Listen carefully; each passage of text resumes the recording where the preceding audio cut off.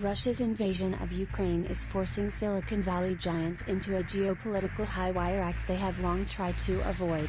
From Facebook and Google to Apple and Microsoft, platforms have moved to limit the reach of Kremlin-controlled media outlets.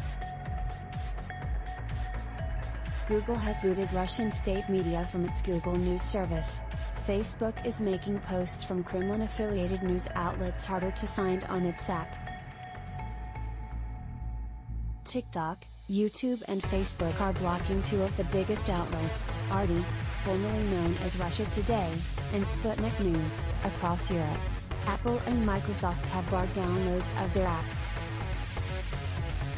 But these actions run the risk of angering President Vladimir Putin so much that the platforms themselves get kicked out of Russia. Tech companies are doing a delicate dance as their services have become a key battleground in the war in Ukraine, said Katie Harbath, a former public policy director at Facebook now at the International Republican Institute. On one hand, the companies don't want to let Russia use their platforms to amplify propaganda and disinformation.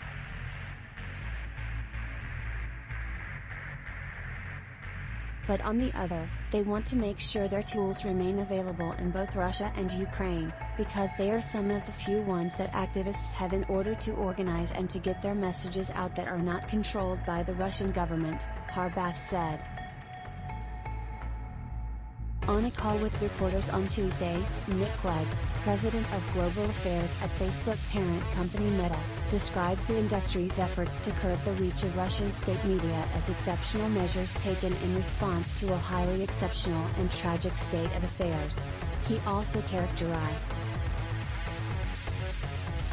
"That's why Meta disagrees with calls from Ukraine's government to cut off its services inside Russia," he said. "In the long run, the thing that really undermines propaganda is counter-speech," he said.